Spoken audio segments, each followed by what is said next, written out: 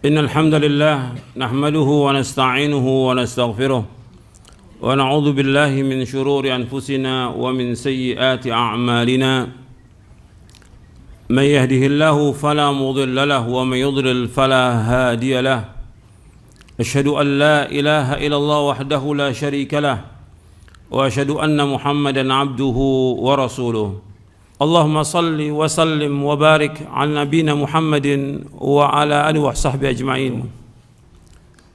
Ayolah ikhwah, azakumullah. Kita diberikan hidayah untuk talabul ilmi syar'i yang merupakan kewajiban atas setiap muslim dan muslimah. Talabul ilmi faridatun ala kulli muslimin. Menuntut ilmu itu wajib atas setiap muslim. Kalau disebutkan muslim termasuk muslimah. Ini nikmat yang besar yang kita wajib syukuri. Betapa banyak orang-orang yang tidak diberikan hidayah untuk talabul ilmi. Jutaan orang tidak diberikan hidayah untuk talabul ilmi. Antum diberikan oleh Allah hidayah untuk talabul ilmi. Maka gunakan kesempatan ini sebaik-baiknya untuk mendapatkan ilmu yang bermanfaat. Antum gunakan kesempatan ini untuk betul-betul menuntut ilmu, mengaji, memperhatikan apa yang disampaikan, memahami. Sebab Nabi bersabda sallallahu alaihi wasallam, ihris ala ma yanfa'uka wasta'in billah wa la ta'jaz. Berkemohon keraslah kepada apa yang bermanfaat bagi kamu. Minta tolong kepada Allah, jangan lemah.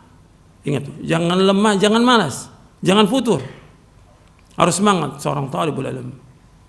Kemudian antum berusaha untuk mengamalkan dalam kehidupan. Karena banyak orang yang ngaji tapi ilmunya tidak bermanfaat. Itu yang harus dia introspeksi. Kenapa kok tidak bermanfaat ilmunya? Sekian lama ngaji tidak ada perubahan dalam kehidupan. Coba antum perhatikan, ngaji mestinya ada perubahan. Perubahan dalam diri kita, perubahan dalam keluarga kita, perubahan dalam ibadah kita kepada Allah, perubahan dalam kita betul-betul menata hati kita untuk tunduk dan taat hanya kepada Allah, menjaga keikhlasan, ittiba kepada Rasulullah SAW. Begitu juga mengatur waktu kita. Banyak yang nuntut ilmu tidak pandai mengatur waktu. Talabul ilmi dia buang-buang waktu dengan sia-sia. Apakah dengan ngobrol, dengan main HP, dengan jalan-jalan, dengan yang lainnya. Coba antum pikirkan, antum talibul ilm mesti berbeda dengan orang awam, berbeda dengan orang umum. Waktu itu sangat berharga dan waktu itu akan ditanya oleh Allah SWT. Antum ingat bahwa Nabi SAW pernah memberikan nasihat kepada sahabat Ibnu Umar. Ibnu Umar masih muda, umurnya belum sampai 20 tahun. Ibnu Umar, Nabi mengatakan kepada Ibnu Umar radhiyallahu anhuma, kun fid dunya ka'annaka gharibun aw 'abiru sabilin wa'udda nafsaka min ahlil kubur. Kata Nabi SAW kepada Ibnu Umar radhiyallahu anhuma, kun fid dunya ka'annaka gharib, hendaklah kamu jadi dunia seperti orang asing, aw 'abiru sabilin, atau engkau orang yang dalam perjalanan, wa'udda nafsaka min ahlil kubur, dan hitung dirimu termasuk orang yang pasti mati, pasti menjadi penghuni kubur. Hadis ini sahih diriwayatkan oleh Imam Bukhari, Abu Daud, Tirmidzi, Ahmad dan yang lainnya. Tapi kalimat wa'udda nafsaka min ahlil kubur tidak ada dalam riwayat Bukhari. Dalam riwayat yang lain ada. Nabi menyebutkan kepada Ibnu Umar ini, jadilah kamu dunia seperti orang asing atau orang dalam perjalanan. Orang asing atau orang yang dalam perjalanan itu betul-betul dia menjaga waktunya. Waktunya sangat berharga. Kalau umpamanya orang ditugaskan di luar kota seminggu, bagaimana kerjaan dia bisa selesai dalam 3 hari? Karena apa? Karena dia kangen kepada keluarganya. Betul-betul dia jaga waktunya itu. Kemudian orang yang asing atau orang dalam perjalanan mesti dia mempunyai apa? Bekal. Kita ini sedang berjalan menuju kepada Allah. Kita pasti akan mati dan kita pasti akan dihisab oleh Allah. Maka kita wajib mempersiapkan bekal. Bekal yang terbaik apa? taqwa wa tazawwadu fa inna khairaz zadi taqwa wattaquni ya ulil albab. Berbekalah kalian dalam surah Al-Baqarah, berbekalah kalian karena sebaik-baik bekal takwa. Bertakwalah kepadaku wahai orang berpikir. Maka mempersiapkan bekal untuk akhirat. Dengan apa? Dengan takwa kepada Allah. Dengan apa? Dengan melaksanakan ketaatan kepada Allah, menjauhkan maksiat. Dengan melaksanakan amal-amal soleh sebanyak-banyaknya dengan ikhlas dan ittiba. Dan juga gunakan waktu kita sebaik-baiknya. Ini waktu kita banyak yang terbuang. Luar biasa waktu ini. Terbuang dengan sia-sia. Banyak yang dipakai buat HP aja itu berapa jam itu? Itu HP. Buat nonton, nggak ada manfaat sama sekali. Ini waktu yang terbuang untuk jalan-jalan segala macam. Waktu ini berharga. Setiap detik kita, setiap menit kita akan ditanya oleh Allah. Coba kalau antum dari baca HP, dari antum gunakan HP dengan baca Al-Quran. Ini Al-Quran dibaca nih. Ribuan kali manfaatnya Al-Quran ini. Bukan 1, 2, atau 10, ribuan kali manfaat Al-Quran untuk baca. Coba sehari bisa nggak kita baca 2 juz? Saya lihat banyak yang ngaji nggak ada manfaatnya. Waktunya terbuang dengan sia-sia. Main HP, nonton, jalan-jalan. Waktu ini sangat berharga, akan ditanya oleh Allah pada kiamat. Wa an umrihi fima afna. Tentang umurnya dihabiskan untuk apa, akan ditanya oleh Allah. Coba antum perhatikan deh. Kemudian Nabi mengingatkan kita di hadis ini, wa'udda nafsaka min ahlil kubur. Hendaklah kamu hitung dirimu termasuk orang yang pasti akan mati. Kalau orang pasti akan mati, besok akan mati, ya udah persiapan dong. Apa yang harus kita persiapkan dari amal-amal soleh dan menjauhkan dosa dan maksiat. Jangan ada waktu yang terbuang dengan sia-sia, jangan. Kayak waktu untuk baca SMS aja habis waktu kita. WA aja udah berapa habis waktu kita. Coba baca Quran. Selembar aja enggak. Sehari ini minimal kita 1 juz atau 2 juz kita baca Al-Quran. Belum lagi baca hadis Nabi, belum baca buku yang bermanfaat. Belum lagi melakukan amal-amal soleh yang bermanfaat buat kita di akhirat nanti. Makanya setelah itu Ibnu Umar mengatakan begini. Setelah nasihat oleh Nabi SAW, kata Ibnu Umar radhiyallahu anhuma, "Idza amsayta fala tantadhir as-sabah, wa idza asbahta fala tantadhir al-masa'." Wa khudh min sihatika limaradik wa min hayatika limautik. Kata Ibnu Umar radhiyallahu anhu, apabila engkau berada pada waktu sore, jangan tunggu waktu pagi. Apabila engkau berada pada waktu pagi, jangan tunggu waktu sore. Gunakan sehatmu sebelum sakitmu, gunakan hidupmu sebelum matimu. Jadi waktu ini sangat berharga. Ibnu Umar yang diberikan nasihat oleh Rasulullah SAW memberikan nasihat kepada kita, kalau udah berada waktu sore, jangan tunggu waktu pagi. Apa yang bisa kerjakan waktu sore? Antum atur. Antum bisa baca buku. Ada, saya udah nulis buku tentang itu. Yang pertama, waktumu dihabiskan untuk apa? Antum baca itu. Yang kedua, dunia lebih jelek daripada bangkai kambing. Antum baca itu, buku itu. Bagaimana ngatur waktu kita dari mulai kita bangun tidur sampai tidur lagi. Sore apa yang bisa kita kerjakan sore? Apa jalan-jalan, ngobrol seperti anak-anak kecil. Kalau anak kecil minta jalan sore, minta main. Kita mesti berbeda dong. Thalibul ilm. Waktu kita berharga, apa yang bisa kita baca dari kitab-kitab? Di samping zikir sore yang kita baca, apa buku yang harus kita baca? Apa yang kita tamatkan dari buku itu? Dan apa yang kita murojaah dari Al-Quran? Kemudian setelah maghrib apa yang kita baca? Baca Quran lagi pada maghrib. Pada Isya apa lagi yang kita lakukan? Menjelang tidur apa lagi kita lakukan? Tengah malam kita bangun apa yang harus kita lakukan? Subuh. Begitu seorang talibul ilm, waktunya sangat berharga. Antum hisab diri antum. Hasibu anfusakum qabla an tuhasabu. Hisab diri kalian sebelum kamu dihisab oleh Allah. Coba ini perhatikan yang seperti ini. Banyak saya lihat waktu yang terbuang. Talibul ilm terbuang. Antum dipilih oleh Allah untuk ngaji, untuk nuntut ilmu. Ini luar biasa, antum dipilih oleh Allah. Gunakan kesempatan itu.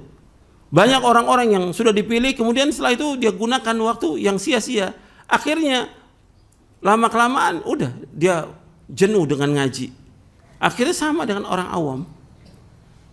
Terus bagaimana? Ya terus dia berbuat dosa dan maksiat yang akhirnya dalam kehidupan dia su'ul khatimah. Waliyadzubillah. Ini bukan main-main, ini hidup ini betul-betul kesungguhan yang kita akan ditanya oleh Allah. Apakah antum sebagai orang umum yang diberikan kesempatan untuk ngaji, atau antum anak pondok? Kalau anak pondok ada kewajiban lagi di samping antum thalabul ilmi, membaca kitab, murajaah, antum juga punya kewajiban untuk mendakwakan keluarga. Sama seperti antum juga yang ngaji, meskipun bukan dari pondok, ada kewajiban. Apa sih kewajiban kita kepada keluarga kita? Apa habis ngaji sudah, taruh bukunya, selesai? Apa sih yang saya dapat dari ilmu ini? Apa yang saya harus amalkan? Apa yang harus kita dakwakan kepada keluarga? Ada kewajiban yang Allah firmankan dalam Al-Quran, ya ayyuhalladzina amanu qu anfusakum wa ahlikum nara. Wahai orang beriman, jagalah diri kamu dan keluarga kamu dari api neraka. Bagaimana menjaga mereka dari api neraka? Dengan melaksanakan perintah Allah, menjauhkan larangannya. Memberikan nasihat kepada mereka dengan nasihat takwa. Apa yang harus mereka lakukan? Terus ingatkan, baik yang wajib maupun yang sunnah. Nggak tinggal tuh, yang wajib maupun yang sunnah. Hatta dia sudah dewasa, kewajiban orang tua, ingatkan juga anaknya. Untuk mengingat Rasulullah SAW, hatta Fatimah dengan Ali bin Abi Thalib radhiyallahu anhuma. Fatimah dengan Ali, meskipun dia sudah nikah, tetap Nabi ingatkan sholat malam, bangun sholat malam, bangun sholat malam. Diingatkan bangun sholat malam. Meskipun dia sudah nikah, tetap diingatkan. Jangan diam, sholat, sholat, sholat, diingatkan itu. Itu yang sunnah, apalagi yang wajib. Jadi ini harus terus diingatkan. Ya antum belajar untuk antum sampaikan. Yang jadi pondok tadi, dia harus belajar lagi dan mengajar. Kalau udah mengajar, ada kewajiban dia untuk mendidik mereka di atas Islam dan Sunnah. Untuk belajar, yang dipelajari apa? Quran dan Sunnah. Yang disampaikan juga Quran dan Sunnah ala fahmi salaf. Antum dipilih oleh Allah untuk thalabul ilmi di pondok. Antum belajar bertahun-tahun, bukan setahun 2 tahun di pondok. Kalau sudah belajar di pondok, baik yang ikhwan maupun akhwat, mestinya begitu keluar dari pondok, ada hasil dari pondok itu, apa yang bermanfaat buat dia lakukan dalam kehidupan ini. Dia dipilih oleh Allah untuk masuk ke pondok. Bukan dia bisa sendiri untuk ke pondok, tidak. Tapi Allah pilih dia ke pondok. Sama seperti anak-anak yang belajar di Madinah. Dia bisa ke Madinah bukan karena kehebatan dia, tapi Allah pilih dia untuk belajar di Madinah agar dia di sana belajar agama, kemudian dia pulang mendakwahkan Islam ini, Al-Quran wa Sunnah al-Fahmi Salaf. Bukan diam dia, bukan pulang kemudian dia cari maisha. Betul, wajib cari maisha, tapi ada kewajiban dia yang Allah bebankan kepada dia untuk mendakwahkan Al-Quran wa Sunnah al-Fahmi Salaf. Itu kewajiban dia. Bukan dia kemudian dia cari sibuk dengan yang lain, sibuk dengan usaha, dengan dagang. Boleh, wajib cari maisha, dia wajib. Tapi kewajiban dia yang terbesar, Allah pilih dia belajar di Madinah untuk apa? Untuk dia pulang mendakwahkan Quran wa Sunnah ala fahmi salaf. Yang paling penting dakwakan oleh dia adalah tauhid kepada Allah, menjauhkan syirik, melaksanakan sunnah, dan menjauhkan bid'ah. Itu kewajiban dia. Dia harus bimbing umat ini. Siapa lagi yang mau bimbing? Justru anak-anak pondok dan juga orang-orang yang tamatan dari Madinah, yang dari Riyadh, yang lain. Dia pulang untuk mengajarkan Quran wa Sunnah ala fahmi salaf. Kewajiban dia, dan Allah akan tanya di hari kiamat nanti. Apa dia belajar dan apa yang dia harus sampaikan kepada umat ini. Umat butuh ilmunya dia. Kalau Allah sebutkan dalam Al-Quran bahwa dia belajar nuntut ilmu itu sama dengan jihad. Yang Allah sebutkan dalam surah At-Taubah di ayat 122. Wa ma kana al-mu'minuna liyanfiru kaffah falaula nafara min kulli firqatin minhum ta'ifatun liyatafaqahu fid din wa liyunziru qaumahum idza raja'u ilaihim la'allahum yahdharun. Allah sebutkan dalam surah At-Taubah di ayat 122. Wa ma kana al-mu'minuna liyanfiru kaffah.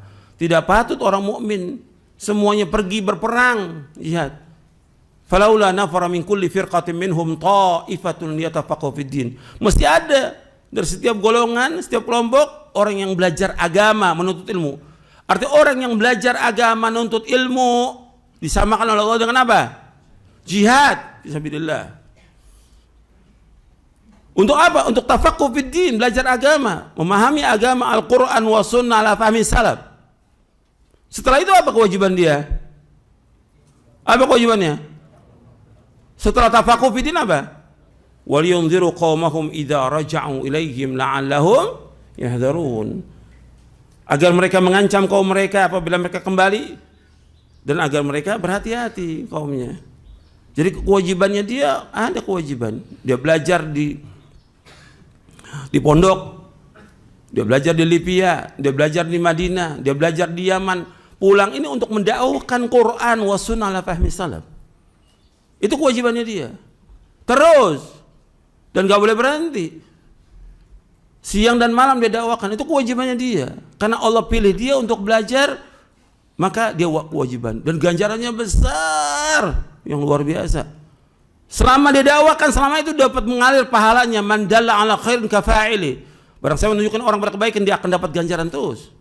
Man da'a ila hudan kana lahu minal ajri mithla ujuri man tabi'ahu min ghairi an qusa min ujurihim syai'. Kata Nabi SAW dalam hadis riwayat Muslim, barang siapa yang mengajak orang pada petunjuk, maka dia dapat ganjaran. Terus dia dapat ganjaran orang-orang yang mengikutinya, dan tidak kurang sedikit pun juga. Ini kewajiban. Jadi jangan ditinggalkan. Kepada yang ngaji tetap harus introspeksi, merubah, artinya kepada kebaikan. Kalau kita nggak berusaha untuk merubah, siapa lagi? Kita jadi contoh.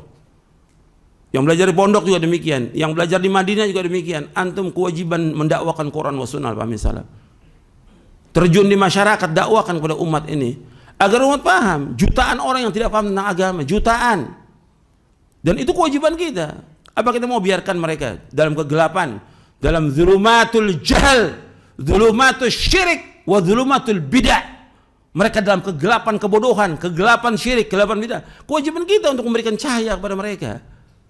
Dan itu tanggung jawab kita, dan akan ditanya di hari kiamat nanti. Makanya perhatikan itu, bahwa ada kewajiban kita yang harus kita sampaikan. Tapi tetap sebelum kita melangkah untuk mendakwakan orang lain, kita dakwakan diri kita dulu. Dakwakan keluarga kita, ku anfusakum wa ahlikum nara. Kemudian dakwakan sanak kerabat kita, wa anzir ashiratakal aqrabin. Ancam keluarga kita yang terdekat, semua keluarga kita ancam. Dakwakan mereka agar mereka paham tentang agama ini. Karena itu kewajiban kita. Kita nggak bisa diam. Siang malam apa yang bisa kita lakukan untuk mereka? Ini kewajiban, dan antum dapat ganjaran besar. Karena tujuan hidup kita, puncak cita-cita seorang mukmin adalah apa? Sorga, gitu. Dan itu harus dicapai. Bagaimana caranya untuk bisa mendapatkan ini?